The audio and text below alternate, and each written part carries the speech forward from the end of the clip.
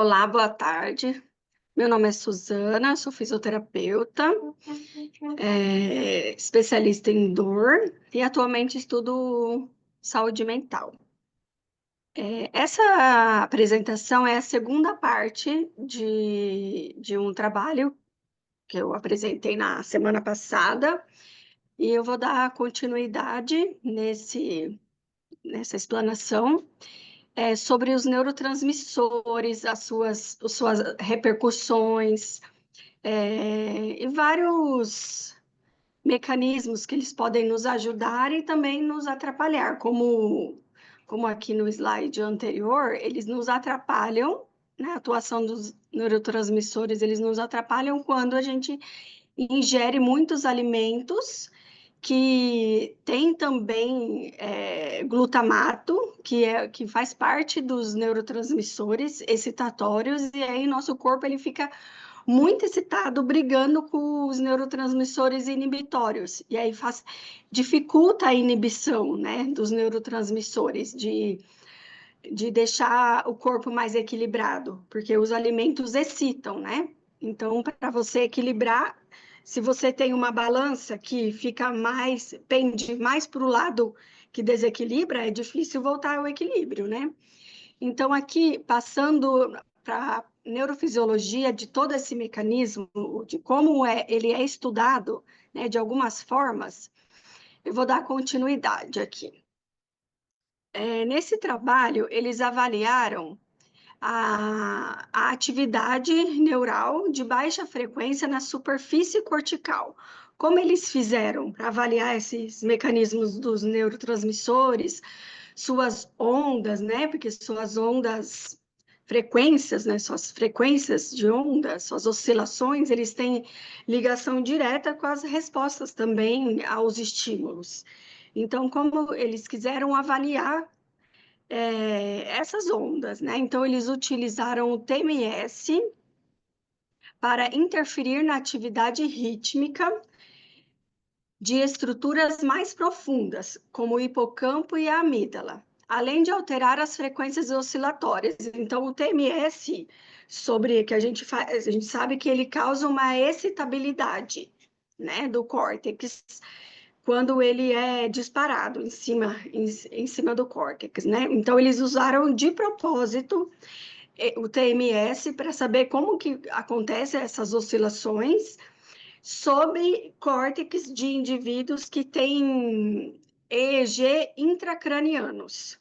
Então, eles avaliaram só para saber o que acontece com essa movimentação das ondas cerebrais no córtex de indivíduos, né, com eletrodos intracranianos.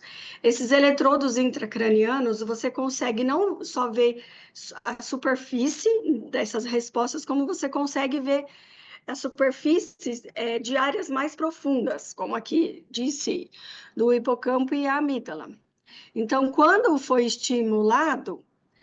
a estimulação foi realizada no córtex pré-frontal dorsolateral, foi observado um aumento de baixa frequência, de 3 a 8 Hz, nos córtex frontolímbicos, os córtex mais inferiores, né? E um aumento da alta frequência das oscilações de 30 a 110 Hz em regiões frontotemporais, incluindo o hipocampo. Então, o que eles observaram com isso? Que o TMS pode, portanto, provocar uma combinação de aumento de potências na frequência baixa e redução da atividade de alta frequência em estruturas mais profundas que não são diretamente acessadas. Então, esse estudo, ele avaliou, propriamente dito, o efeito do TMS nessas ondas. E eles avaliaram que o efeito, o TMS, ele abaixa, né? Ele tem uma frequência, a potência de frequência de baixas. Deixa eu voltar aqui para o aumento de baixa frequência. Isso é muito legal, porque as frequências baixas no slide à frente, eu vou explicar. Frequências baixas, o TMS, ele aumenta as frequências baixas. O que as frequências baixas provocam, né? Por exemplo, aqui a onda θ representa a atividade elétrica do hipocampo e outras estruturas límbicas durante a vigília e o sono paradoxal, estando associados aos potenciais intracelulares. Deixa eu só diminuir aqui. Potenciais piramidais e hipocampais. Uma outra explicação que é importante acontecer essa inibição dessa onda, né, teta, ter mais respostas tetas de baixa frequência no nosso córtex do que de alta frequência. Justamente facilita a inibição, que, como eu falei, o exemplo lá, do primeiro exemplo, muitos alimentos ou muitas medicações aumentam essas frequências, né? Então, voltando aqui, estudos, por exemplo, esse nível 2 aqui, frequência baixa, pulso lento. Eu peguei um exemplo para explicar melhor. Estado de baixa consciência, as ondas tetas provocam estado de baixa consciência, estados hipnóticos, emoções durante os sonhos, no sono REM. Também é importante para a consolidação da memória. Então, as ondas também de baixa frequência, ela é encontrada no sono profundo, nesse exemplo aqui do meio, e também baixa frequência, até 8 que eles investigaram, mas ainda 11 é considerada 11 a 12 como uma frequência alfa, é considerada ainda baixa frequência, que ela é encontrada em indivíduos que desenvolve a atenção plena, ou quando você está em atenção plena, quando você está meditando, ou inquietude mental. E outro caso que pode aumentar o nível alfa é enquanto ocorre a busca de informações no cérebro. É associada a processos imaginativos, né, nessa onda alfa, ou quando você está simplesmente parado, né, como ele falou aqui na meditação. Então, isso é importante. Sendo que muitos indivíduos com a sua saúde mental alterada, ele não consegue atingir esses níveis de baixa frequência, porque fica o tempo todo excitado, por exemplo, com a frequência aumentada, né, em regiões que não deixam você ficar em estado mais tranquilo, né? Então, o TMS, nesse estudo específico, eles puderam investigar que ele proporciona esse equilíbrio, né, entre excitabilidade e inibição cortical.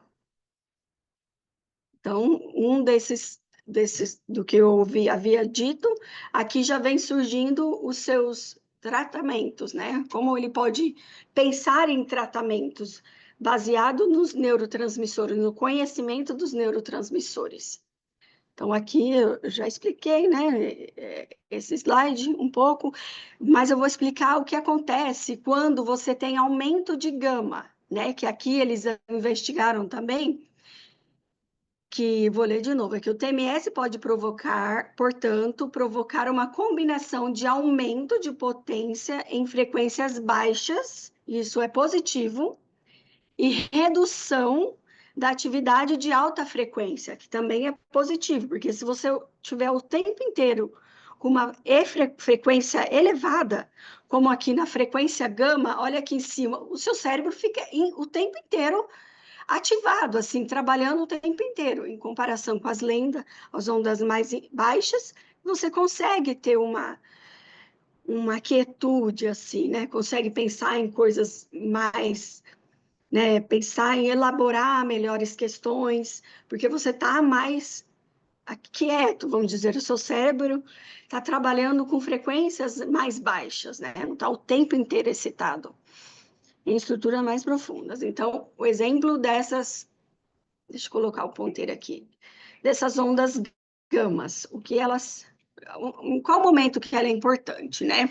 Importante aqui quando você tem, ela é correlacionada aos processamentos de estímulos táteis, isso é ótimo, você ter um aumento gama quando você tem um estímulo tátil, por exemplo, você está queimando a mão, você não vai ficar, eu quero, meu córtex está calmo, não, você, imediatamente você vai tirar. Estímulo visual de um perigo, isso é completamente auditivo também. É completamente importante a gente ter aumento das ondas gamas em determinadas situações das nossas vidas, mas não o tempo inteiro. Né? Em pacientes, assim, dependendo de pessoas, assim, de indivíduo a indivíduo, ele tem o tempo inteiro esses estímulos, né? Estímulos aumentados, assim, como se tivesse o tempo inteiro em vigilância. Né? Então, aqui o gama tem correlação ao transe, lembranças de meditação, afeto e amor. Ela também é importante e ela também está correlacionada nessas questões. Então, realiza processamento simultâneo de informações em diferentes áreas do córtex. Então, ao mesmo tempo, você faz uma ligação de uma área para outra. Isso é importante, ter um aumento da onda gama. Como as memórias de curto prazo, aí aqui tem um exemplo, e quanto maior a frequência, maior a frequência, mais rápido é possível se lembrar de algo que foi esquecido. Então, por exemplo, se você tem uma situação muito difícil de um trauma, por exemplo, você visualizou um acidente na sua frente, e aí o acidente sem querer, você viu, é lógico, você não está esperando que é uma pessoa conhecida. Então, naquele momento, as ondas gamas estão com um aumento muito rápido, né? De memórias de curto prazo muito rápido. Então, vai ser difícil você esquecer esse momento, né? Porque você se emocionou muito e as ondas gamas foram mais do que 100, foram muito altas, assim. Então, esse momento, ela é importante, né? Para consolidar aquele momento e fazer você não esquecer dessa situação. Então, esse é um exemplo de que quando ela é ativada, né? Então, aqui também tem alguns exemplos, depois eu posso passar novamente, porque eu acrescentei algumas informações nesses slides. Então, nessa setas em azul aqui, no estudo anterior lá que eles investigaram um EEG em pacientes que têm implantados, né? Que o TMS, né, ele diminui essas ondas de 3 até 8. Eles investigaram indivíduos que eles têm um aumento dessas ondas de 3 a 8 teta, eles só investigaram, né? De 3 a 8, não que é a diminuição das ondas baixas. Que quando você faz o TMS, você consegue aumentar os níveis das ondas de baixa frequência e diminuir as ondas de alta frequência. Por isso, o tratamento é muito indicado, né? Em pessoas com transtornos mentais, né? Com desequilíbrios em sua saúde mental. Então, por esse efeito desse mecanismo neurofisiológico que ele causa. Um outro exemplo, utilizando o conhecimento de excitabilidade cortical, sondada pelo TMS, esse trabalho aqui, ele investigou, é que eu não, aqui eu acabei pegando uma tradução. N10, eles avaliaram que N10 evocado por TMS reflete o equilíbrio local de GABA, que é o neurotransmissor GABA, que ele é inibitório, é importante para equilibrar quando você está muito excitado. Então, eles investigaram que o GABA, o N100, evocado por TMS, reflete um reequilíbrio entre excitação glutamatérgica e inibição GABAérgica. Então, como que eles investigaram esse mecanismo? Eles utilizaram, o método que eles utilizaram foram de TMS, evocando um potencial motor, que eles utilizaram do dedão aqui, quer ver, ó, TMS junto com um potencial evocado para sondar a excitabilidade cortical e determinar como os níveis de GABA e glutamato corticais frontais, que aí é do frontais, né, do córtex dorsolateral, do frontal, na região frontal, medidos com, aí eles fizeram uma medição com fMRI, né? Como eles modulam a atividade elétrica frontal, como utilizando um TMS com proporcionando um potencial evocado. O potencial evocado é quando você evoca um estímulo de um nervo.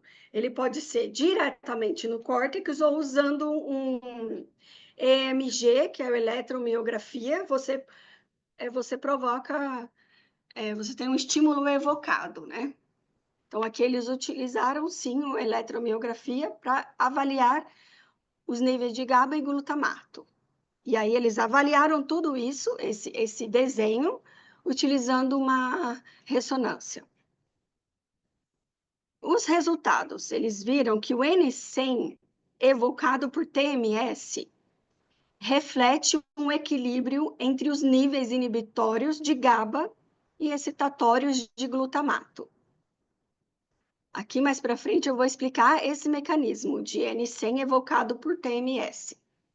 E a conclusão, que a descoberta atual incentiva estudos mecanicísticos para desenvolver N100 evocado por TMS, como um potencial biomarcador eletrofisiológico para traduzir o conhecido princípio químico-elétrico inibitório GABAérgico versus excitatório glutamatérgico de estudos de cérebro animal para estudos do cérebro humano. Então, evocando esses N100, é um biomarcador que vai ter, você pode ter um alto índice de que vai ter uma boa resposta ou não a um tratamento específico. Aqui eles utilizaram esse desenho. Então, nessa foto aqui, eles utilizaram o M1 como eu havia falado, eles utilizaram uma eletromiografia representando no M1, só que representando o abdutor do polegar.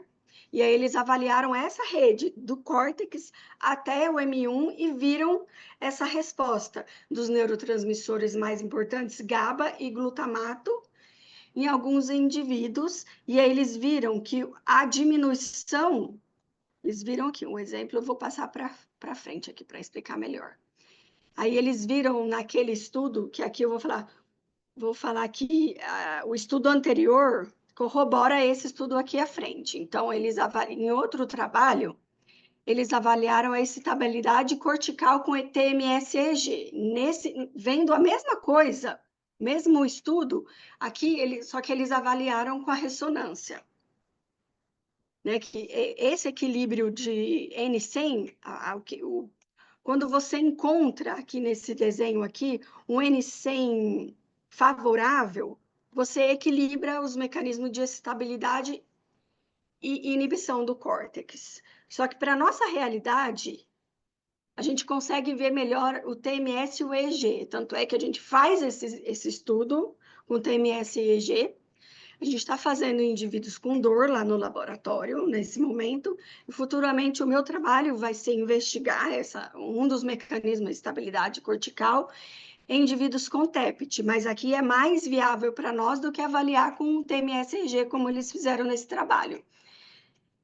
Então, comparando com aquele mecanismo de avaliação, esses que é com ressonância, esse estudo aqui, ele utilizou TMS-EG e foi revelado um desequilíbrio entre excitação e inibição na depressão. Por isso que é importante você ter um mecanismo que equilibra. Então, eles avaliaram isso, e o objetivo desse estudo foi de investigar a excitabilidade cortical do córtex pré-frontal dorsolateral em adolescentes com depressão e uma dependência do potencial evocado por TMS de N100 na gravidade da depressão. Então, você olhar como que está se comportando esse mecanismo de N100, você tem um biomarcador muito importante para a gravidade da depressão, para você predizer uma gravidade de uma depressão. Nesses 2 pontinhos acima, esse trabalho aqui, que investigou em adolescentes, o córtex pré-frontal dorsolateral investigou N100 em adolescentes, eles fizeram uma intervenção inicial, que é nesse desenho aqui em cima, e uma após intervenções, que, se eu não me engano, foram 6 semanas, que é aqui no desenho de baixo. E aí eles investigaram, a intervenção foi só atividade física nesses adolescentes, e quais adolescentes estavam fazendo tratamento medicamentoso, eles permaneceram. E eles fizeram atividade física. Esse estudo foi feito na Alemanha, se eu não me engano, eles permaneceram com as suas atividades físicas e fizeram 2 avaliações. Uma avaliação inicial e uma avaliação final. E no meio, essa intervenção de atividade física. Ou eles também fizeram algum...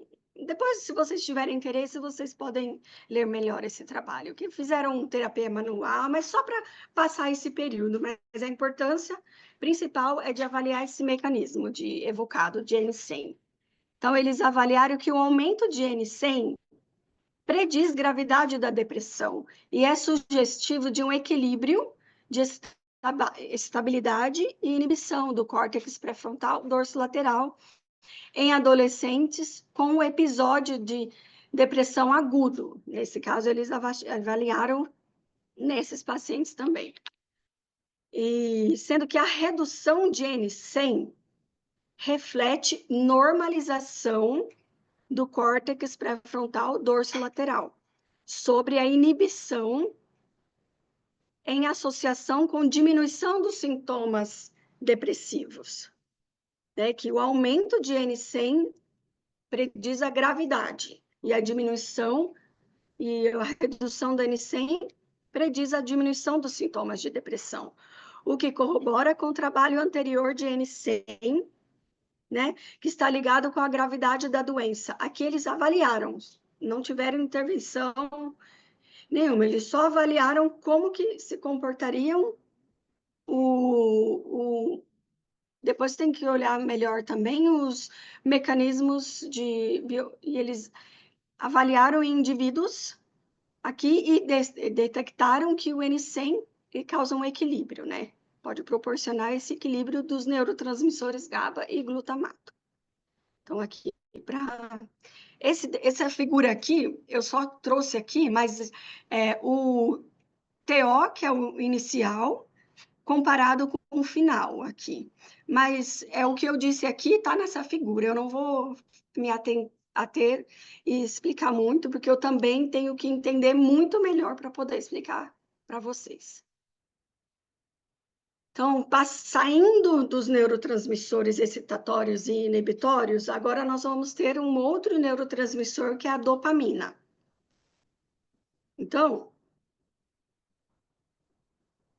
esse neurotransmissor, ele é muito estudado em algumas doenças, como esquizofrenia e TDAH, né? E ele é visto aumentado nessas situações. E ele é diminuído em outras situações, como doença de Parkinson, tanto ela propriamente dita, como uma doença de Parkinson atípica. Ela também diminui na esquizofrenia, por a esquizofrenia ela ser bilateral, assim, vamos dizer assim, e a doença de Alzheimer também eles estão investigando a diminuição da dopamina nesses indivíduos com doença de Alzheimer. Então, aqui eu vou ler só esse pouquinho. Embora os neurônios dopaminérgicos representam menos de 1% dos subtipos de células no cérebro, a neurotransmissão dopaminérgica está envolvida na recompensa prazerosa, comportamento, cognição, atenção, aprendizagem, sono e emoção. Por isso que ela é muito importante você também manter equilibrada no organismo, né? Também está envolvida na função motora, uma vez que os neurônios dopaminérgicos correspondem de 3 a 5% da substância negra. Por isso está muito correlacionado a doenças de Parkinson, né? Passando adiante, também tem um mecanismo que você pode medir a dopamina no córtex, né? Então, medidas de estabilidade córtico-espinhal evocadas usando o TMS. Aqui eles tiveram um desenho para que vê a inibição aferente de curta duração e de longa duração, que é esse mecanismo de SAI e LAI, respectivamente de inibição aferente de curta e longa duração. Esse mecanismo de excitabilidade cortical, ele avalia a dopamina no córtex, né? Ele prediz a quantidade de dopamina no córtex. Então, é um fenômeno pelo qual o potencial motor evocado, induzido pela TMS, é inibido por uma descarga aferente sensorial consequente à estimulação nervosa. Então, você consegue ver esse mecanismo utilizando o TMS, né? Esse outro mecanismo de avaliar a função cortical.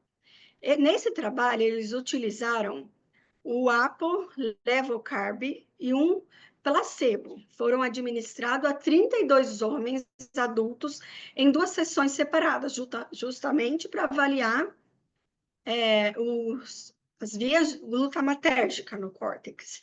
SAI e LAI, né, que é esse mecanismo aqui acima, de aferente de curta duração, de inibição e longa também, latência, foram evocados estimulando o nervo mediano, por isso que é com um potencial evocado. Sempre quando fala potencial evocado, você tem um de córtex espinhal, que aí você vê um músculo, né, do nervo mediano, é aplicado o TMS de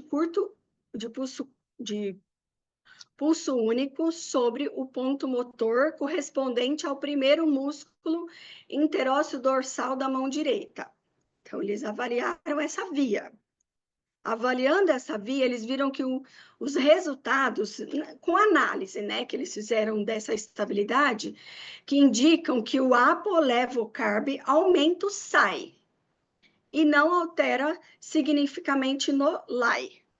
Então, o SAI está diretamente ligado às vias glutamatérgicas de representação, né, das vias, representam as vias glutamatérgicas e o LAI não. Aí aqui tem um exemplo, não tanto como o SAI, né? Aqui tem só um exemplo para entender melhor a função. A levodopa entra no cérebro e ajuda a repor a dopamina ausente. Por isso que eles investigaram com esse ligante aqui do levodopa, né? O que permite que as pessoas funcionem melhor. Ao aumentar a quantidade de dopamina no cérebro, a levodopa ajuda a controlar os sintomas e ajuda você a realizar atividades diárias, como se vestir, andar e manusear utensílios. Nesse caso, foi muito importante ver que o SAI ele está diretamente ligado ao aumento de dopamina no cérebro. Isso também a gente consegue ver com TMS e EEG, né? Que é esse fator de estabilidade cortical. Tudo isso é importante para a gente entender melhor como vai ser o nosso tratamento, né? Então, passando adiante, que vem um outro neurotransmissor, né? Desde quando nós estamos falando, né? De neurotransmissor, que é a serotonina. Nesse trabalho aqui, eles investigaram em 3 áreas importantes, que a serotonina cerebral é criada a partir do triptofano, que é um hormônio, né, que atravessa a barreira hematoencefálica e entra nos núcleos dorsais da RAF do tronco cerebral. Então, ele entra aqui nesse núcleo dorsal da RAF, que aí esse trabalho eles investigaram dentro do núcleo dorsal da RAF, a quantidade de serotonina que tem lá presente. Então, corpos celulares de serotonina irradiam no núcleo dorsal da RAF para a substância negra, hipotálamo, núcleo accumbens e córtex pré-frontal medial. E essas diversas vias de sinalização permitem que a serotonina regule diferentes comportamentos, como o sono, humor e apetite. Por isso que é importante ter presente no cérebro também a serotonina em equilíbrio, né?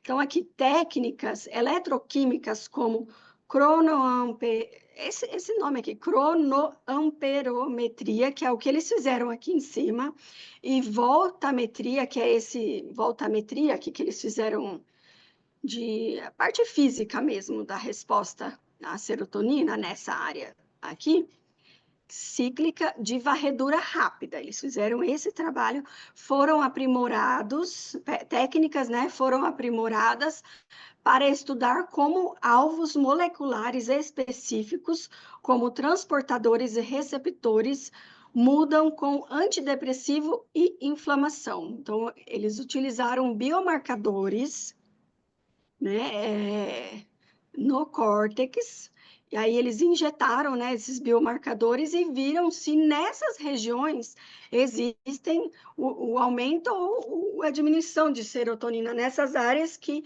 que prediz, né, a melhora do sono, o humor, a memória e o apetite. Então, eles queriam ver se estava equilibrado nessas regiões mesmo. Então, passando adiante, esse estudo é até difícil de falar, né? Que é mais um estudo laboratorial, tudo, sendo que nós conseguimos ver esses níveis com o TMS, né? Então, nesse estudo aqui, a TMS, eles avaliou a eficácia do TMS repetitivo em pacientes resistentes que não respondem e aos não resistentes, que respondem ao tratamento com inibidores seletivos de recaptação de serotonina. Aqui a gente pode ver mais na prática o que eles viram aqui em laboratório, nesse estudo aqui. Então, eles avaliaram que o RTMS é um tratamento eficaz para toque, que toque, ele tem ele tem uma dificuldade de recaptação de serotonina, né? No toque, mas principalmente para aqueles que não resistentes à inibição, né? Ou que não respondem a apenas um teste de inibidor seletivo de recaptação de serotonina. Como consequência, a RTMS pode ser melhor implementada mais cedo no caminho do tratamento. Essas descobertas teriam implicações importantes para o desenvolvimento dos serviços clínicos, porque aqui, o que quer dizer? Que nenhuma coisa funcionou até agora, assim, em pacientes com toque, né? Então, aqui o RTMS é um tratamento eficaz no toque, mas principalmente para aqueles que não são resistentes, porque aqueles que são resistentes ainda não foi investigado um tratamento para ajudar esses pacientes que não são resistentes ou que não respondem a apenas um teste. Se eles não responderam todos os testes, eles estão dentro dos resistentes, né? De que não respondem. Então, nesse trabalho aqui, é triste, né? Porque o toque, ele tem muitas comorbidades envolvidas, né? Só que aqui a gente só consegue ver um benefício do RTMS em indivíduos que respondem aos inibidores seletivos de recaptação de serotonina neste trabalho, que é de 2022.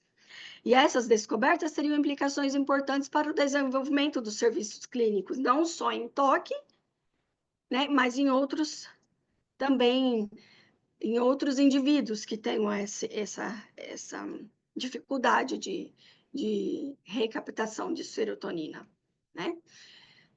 Então, passando adiante, mais um último trabalho para a gente começar a ter a nossa discussão, avaliou a repercussão do neurotransmissor histamina no sangue, né, no córtex. sendo que a histamina regula a alimentação, a bebida, o ciclo sono-vigília e as funções cognitivas, como atenção, aprendizagem e memória. Então, a regulação da histamina está envolvida nessas funções cognitivas, atenção, aprendizado e memória. A desregulação altera todas essas questões. Modulador importante, a histamina é um modulador importante na memória espacial. Ela é responsiva ao estresse, ansiedade ou sinais relacionados à recompensa.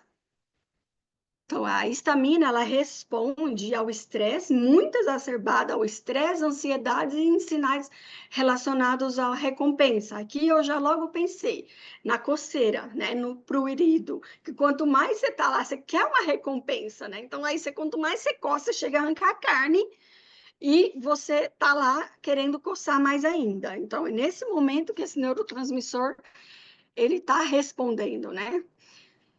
Ele está mais exacerbado. Ele poderia estar equilibrado, mas ele está exacerbado, está fora da sua regulação natural. Então, o sensor de saliência ou valência emocional. Então, aqui nesse desenho, ele vai demonstrar que em uma situação negativa, ele aumenta a estamina também. Normal, ele fica equilibrado, a estamina no corpo. Mesmo quando você tem uma situação positiva, ela também aumenta, ela pode diminuir, pode equilibrar ali, né? Mas eu vou ler aqui, ó. Então, eles avaliaram por meio de um sensor, né? Aqui, esse trabalho aqui. E pode prejudicar o aprendizado e a memória relacionadas a recompensas, aumentar a memória do medo sob estresse leve e diminuir a memória do medo sob estresse severo. Então, quando você tem um estresse severo, a estamina está ligado a diminuir o estresse do medo. Então, quanto mais severo, se a estamina entra, é como se a pessoa não tivesse medo, sabe? Assim, do estresse severo. Quando a estamina ela está nessa jogada, quando tem esse sensor aqui de saliência. E quando aumenta a memória do medo sobre estresse leve, a estamina ela é aumentada na memória do medo no estresse leve e diminui a estamina na memória do medo sob estresse severo. Se ela aumentar, aí isso aqui é um mecanismo de equilíbrio que é importante. Modula diferentes memórias emocionais, estamina, por meio da codificação de valência ou codificação de saliência, que é a mesma coisa desse desenho aqui que eles investigaram, né? Que ela em situações normais, ela está neutra, né? Quando ela aumenta, em situações de positiva, ela pode aumentar, deixar neutra ou diminuir, como eu havia falado. No negativo, ela aumenta também.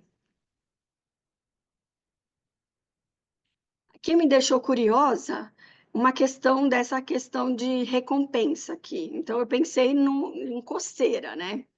Teria outros fatores para eu pensar, para dar de exemplo, mas eu pensei na coceira. O TMS, né, sobre a área do primária somatosensorial, ela pode diminuir a coceira, vamos dizer assim. Então, a coceira, que é essa sensação de recompensa, uma sensação complexa, desagradável, que causa o desejo de coçar, resulta da atividade de uma rede de regiões corticais cerebrais. A estimulação magnética transcraniana contínua foi aplicada em S1 e S2, ou no giro frontal inferior, seguida por uma redução da coceira usando uma picada de histamina. Eles induziram uma coceira aqui. Então, eles avaliaram que na estimulação de TMS, ela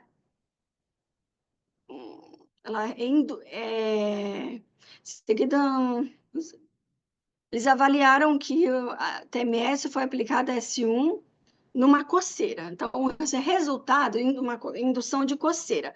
Os resultados indicam que a redução significativa da intensidade de coceira, quando aplicado o TMS contínuo, foi aplicada no S1. Quando foi aplicada em S1, eles viram que existe a diminuição da coceira. Então, a descoberta de um efeito antipruriginoso, né, antiprurido, provocado pela interrupção da atividade em S1 contralateral, sugere um papel causal de S1 na codificação do aspecto sensorial discriminativo da coceira e pode ser importante em estudos futuros sobre intervenções cerebrais para o tratamento da coceira. Mas isso você pode investigar em vários mecanismos, né? E estudos são infinitos para você descobrir descobrir o que você quer investigar, né? Então, aqui, terminando essa apresentação, espero ter contribuído um pouco mais. Eu não consegui fazer mais do que isso, né? Que eu queria acrescentar outros aspectos, mas não deu, porque já estava bem densa, né, a apresentação, mas é isso, pessoal. Foi isso que eu pude contribuir para Sandra, hoje. excelente, excelente, muito boa contribuição, excelente contribuição. Eu já estava vendo a hora que a gente ia ter que ter uma terceira parte aí, mas, Suzana, obrigado por esse complemento, né? Tá mutado Não aí, tem fim, né? não tem fim. E a primeira parte você fez uma introdução e agora falando sobre cada neurotransmissor de uma forma bem objetiva, né? Sobre, principalmente para quem é da prática mais clínica e vai buscar agora nesses conhecimentos sobre pesquisa, eu acho que você foi muito objetivo, né? Trazendo de uma forma bem concreta para a gente poder ter contato com isso. E enquanto você falava aqui, né, até para abrir para os colegas aqui comentários, eu vi o quanto o seu estudo mostra de uma forma, como eu falei, direta e objetiva, a relação do nosso funcionamento neuroquímico e transtornos psiquiátricos, o que foi fazendo com que a gente, pelo menos aconteceu comigo, inspirando aqui pensamentos e observações sobre pesquisas, técnicas de tratamento, né? Quando a gente pega um guideline, a gente pega protocolos, a gente aplica o protocolo, a gente fica pensando, isso veio de onde? Como isso foi feito? Como isso foi desenvolvido? E é importante saber que tem toda uma estrutura de pesquisa ali feita inicialmente filosoficamente, teoricamente, em animais, e vai se observando o funcionamento disso até se chegar num protocolo. E nós que somos clínicos, alguns de nós, a gente já pega o protocolo pronto, saber disso, eu acho que dá uma robustez, né? Uma confiança bastante interessante. Então, é isso. Meus comentários iniciais foram esses, né, Suzana? Mas abri para o pessoal aí, né, Cris, Júlia, a Dani saiu, mas deve estar voltando, né, e até mesmo você, Suzana, o que vocês gostariam de comentar? Nossa, eu queria dizer que eu achei incrível a apresentação, achei muito rico, tenho certeza que eu vou sair dessa apresentação buscando mais, vou depois rever, olhar os artigos que você mencionou. É muito interessante assim, ver o impacto, né, disso tudo, ver como é que funciona o TMS, que é um aparelho que eu até agora não tenho muito conhecimento, mas achei muito interessante.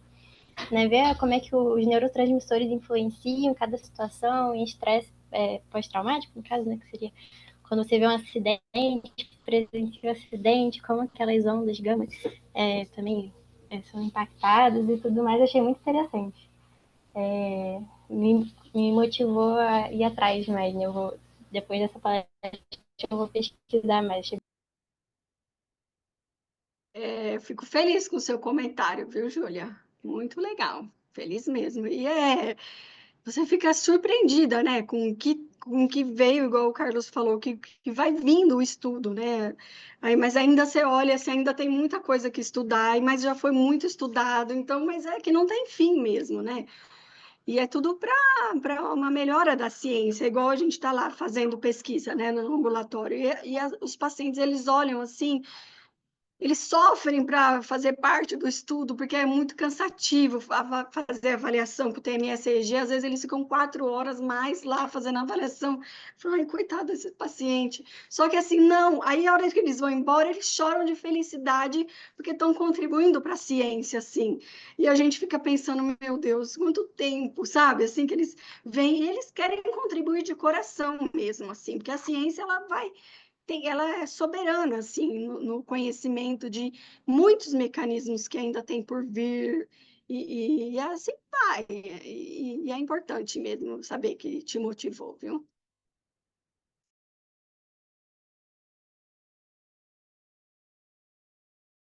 Eu também queria te parabenizar, Suzana. Eu fui escutando assim e fui vendo o quanto é bom para mim escutar da parte da neurofisiologia essa questão toda da hiperexcitabilidade de sistema nervoso central, que a gente trabalha tanto com as pessoas que estão em quadros de ansiedade ou em quadros mais deprimidos, né? A ausência, uma apatia, às vezes, a ausência de interesses, e o quanto que é bom saber que eu estou estudando neuromodulação e que vai ser, já é algo muito relevante, mas vai ser muito mais relevante daqui 10 anos, por exemplo. Quem não tiver esse conhecimento, ele vai estar muito ultrapassado, vai estar como se fosse a energia elétrica e a energia daí do fogo antes, né?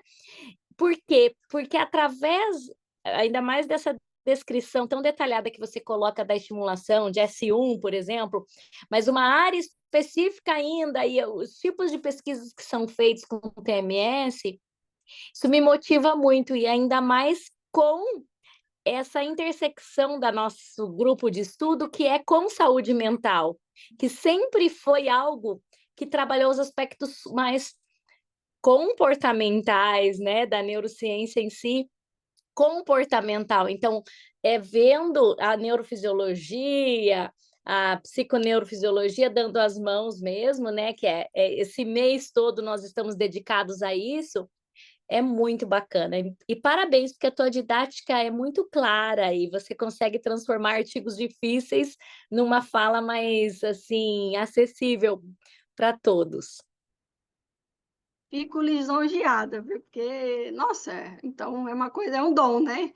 E é bom, então, fico É, feliz. é. Obrigada. E você citou, né, que S1, por exemplo, e eu dei o exemplo de coceira, é uma recompensa que está relacionada, não é só, por exemplo, a frescura, é o cérebro que está querendo ter uma recompensa, assim, prazerosa para uma rede estar Uma, desequilibrada, assim, sabe?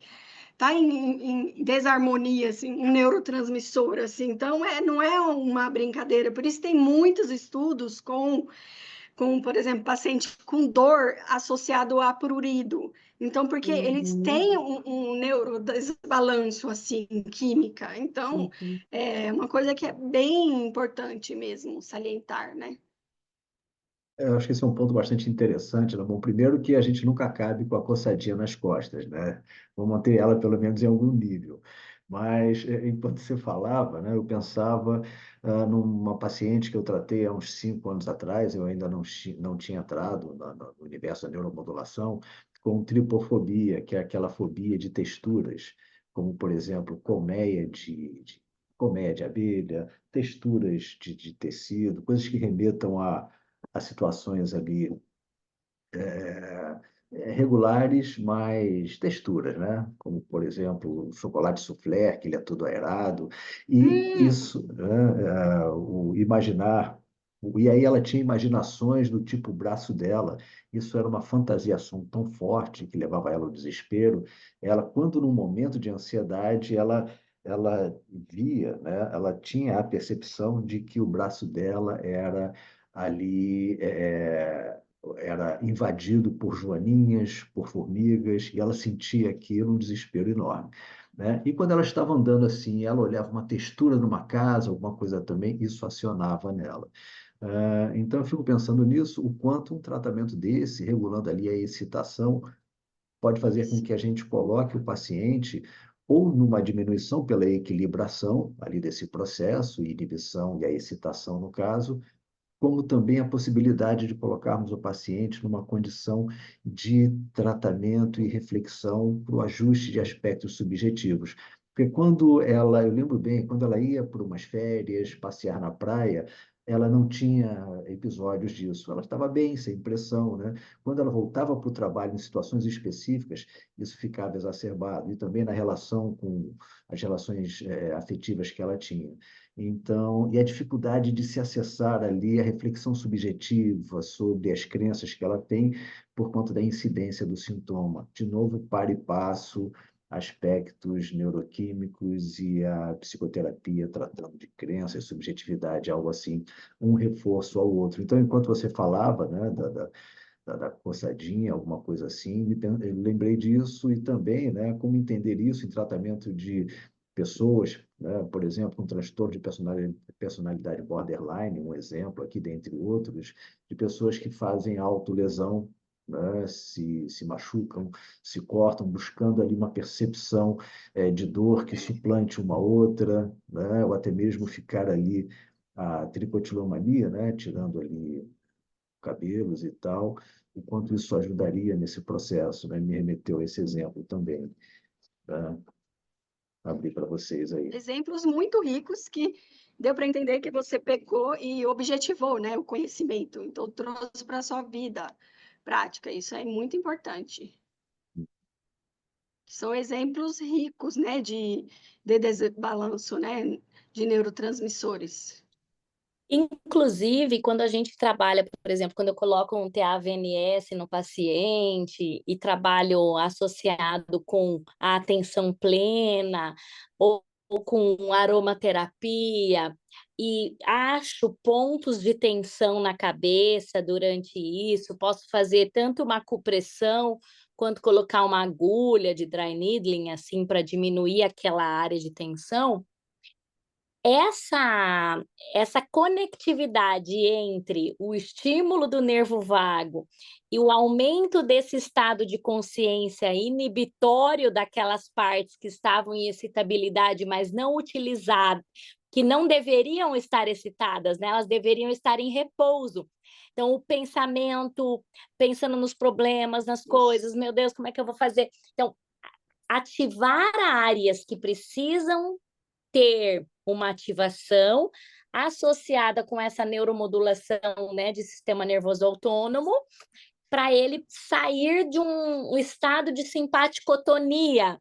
E aí a gente explica isso na tua aula, principalmente ali, toda essa parte de inibição e excitabilidade que você estava falando, é o que a gente mais busca nos dias atuais. E ali você tem uma comprovação de que, E de você fato, fez aí uma comprovação verídica de que você está tentando, né, equilibrar essas vias. E é isso, porque quando você usa a neuromodulação, você não é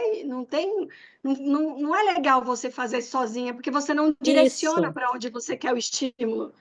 Você pode excitar uma coisa que você queria inibir, se você não isso. direcionar o estímulo, né? Então, Claro, assim, claro. É aquela rede de modo padrão, né? Eu acho que é um ótimo tema para depois a gente ir adentrando também esse controle top-down. E como funciona essa default mode, né? Essa rede de modo padrão? Porque para mim foi uma novidade. Eu comecei a estudar isso quando eu comecei a estudar neuromodulação, embora eu venha da neuro, né? Então, acho que é algo que a gente pode um dia desses ser um dos nossos temas de encontro. podemos sim. Parabéns, Su! Foi muito bom. Obrigada, obrigada. Bacana. E eu fico pensando o quanto isso inspira a gente, né? A Suzana, na pesquisa dela sobre TEPT, o quanto o sujeito, né, com uma experiência traumática ali, ele tem modificações em estruturas sinápticas, né, na parte orgânica e nas suas crenças, na parte psicológica, né, do tipo acionamento de um receio muito grande associado a uma emoção ali intensa demais. Isso passa a ser uma associação ali de memória também, e crenças do tipo, eu não tenho mais capacidade de garantir a minha segurança, eu não tenho segurança nesse mundo, eu não sou uma pessoa que consiga ter a autonomia ou a certeza de me manter bem, mudanças de crenças também que ocorrem. E aí o tratamento disso, né, uma vez que o sujeito tem ali gatilhos, como, por exemplo, uma nuvenzinha no céu que remete a uma tempestade, ou imaginar pegar uma estrada, ou sair de casa um dia tendo sido assaltado, alguma coisa assim, e logo, no mínimo gatilho, o acionamento ali do cérebro reptiliano dele, luta ou fuga. E a dificuldade de colocar ele para utilizar o que a gente precisa, que é o cérebro, a parte cortical, né? Só que para ela ser utilizada, mas espera aí, o que que aconteceu, a possibilidade disso, como é que você vê isso, né? Hoje, como é que está a sua vida, o que que você tem pela frente? Para o sujeito conseguir fazer esse processo psicoterapêutico, ele não pode estar sequestrado pelo cérebro reptiliano. E às vezes, né, Exatamente. para a gente liberar ele ali, a gente está falando do cérebro triuno, né, Paul MacLean e tal. Então, para liberar um sujeito para poder fazer esse exercício, o auxílio da neuromodulação, então isso vai ser, né, vai ser com que a gente vai brincar aí nessas nossas pesquisas, né, Suzana? Brincar, brincadeira Com séria. certeza. Tá? Então, enquanto isso Tem está muita envolvido. coisa ainda para. Então, uma Isso daí eu estou neuromodulação. escrevendo o meu projeto, né? E a Kátia falou assim: ah, está faltando alguma coisa de córtex visual. E agora, assim caiu minha ficha agora. O que está faltando de córtex visual para eu colocar lá? É exatamente isso. Quando a pessoa visualiza, essa rede, por exemplo, a gama que falou lá, fica altamente excitado. Então, como você equilibrar isso? Então, eu vou depois, exatamente, talvez isso que faltava no projeto, e agora falando, conversando, discutindo, veio à tona que vai ser fácil depois terminar isso que ela sugeriu. Por isso que é bom ter essas conversas, né? Que às Bom, vezes não encaixa aquele feeling, né? E eu sei que a gente já está na hora de desligar, mas eu quero conversar depois, num momento oportuno, de um paciente meu que foi por 25 anos de uma determinada religião bem categórica, assim, desde que nasceu. E depois, então, na pandemia, ele se ausentou dela e hoje ele é, é de fato sequestrado pelas informações que ele tem de lá, ele tem medo delas, mesmo não mais concordando com aqueles conhecimentos. E eu cheguei a indicar para ele fazer a MDR, porque me pareceu que ele vive uma síndrome pós-traumática silenciosa. Só que eu não tenho conhecimento dessa área, depois eu queria conversar com vocês, porque me parece que o tempo todo ele tem um medo oculto e ele fica. Ele não faz outras conexões, ele se aventura com novas possibilidades e depois ele volta para dentro daquela caixa e se pune por não mais caber lá dentro daquela religião. E aí eu não sei que nome dar isso, já pedi que ele fosse atrás, só que aí ele vira e mexe, ele volta comigo para conversar. Então eu vou precisar da ajuda de vocês e tentar encaminhar também para vocês, que quem sabe ele vá. Dani, estamos aqui para auxiliar no que for possível, né? Chame a qualquer hora que Uhum. você quiser para a gente trocar uma ideia, né? Outros Tá, também, estamos à disposição. Isso interessa bastante a gente conhecer e crescer com isso. Ótimo. Bom, eu queria dizer que a gente está na nossa hora aqui e, como eu comentei no início do nosso encontro, em off ainda, o quanto esse grupo, apesar da dificuldade de alguns de comparecerem aqui ao vivo, né, até por conta do horário, o quanto isso está vocês, né, nós estamos construindo algo bastante consistente, útil, o quanto, né, em algum momento, o Dani comentou isso, a gente retorna a um vídeo, recomenda um vídeo, porque tem um momento esclarecedor sobre um tal tema, então a gente está construindo um material bastante interessante e a coesão do grupo, isso tem sido muito bom encontrar vocês. Suzana, obrigado aí pelo empenho e a dedicação que você fez a gente aí. E é isso. Vi que Cris está aqui também. Cris, quer dizer alguma coisa para a gente terminar? Boa tarde, gente. Suzana, foi maravilhosa a sua apresentação. É claro, como a Júlia falou, eu vou rever Obrigada. e também ler o artigo, porque em se tratando de cérebro é tão complexo, né? E realmente a gente precisa rever e estudar realmente com mais profundidade, mas foi muito bom, tá? Parabéns. Gente, Obrigada, fico feliz. beijão para todo mundo, um bom final de semana aí para todos, tá? Tchau, tchau.